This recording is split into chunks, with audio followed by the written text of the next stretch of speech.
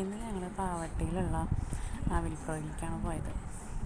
കുറേ നാളായി ഞാനും ചിത്രേച്ചിയും മുന്നേ ഒരു ഓഫീസിൽ ഒരുമിച്ച് വർക്ക് ചെയ്തിട്ടുണ്ടായിരുന്നു. അപ്പോൾ കുറേ നാളായി ഞങ്ങൾ മീറ്റ് ചെയ്യണം എന്ന് വിചാരിക്കുന്നു. അപ്പോൾ പല ഒഴിവും കാര്യങ്ങളൊക്കെ നോക്കി വന്നപ്പോൾ ഇന്നാണ് അതിനുള്ളൊരു സമയം കണ്ടെത്തിയത്. അപ്പം ഞങ്ങൾ ജസ്റ്റ് പാവട്ടിയിലെത്തി.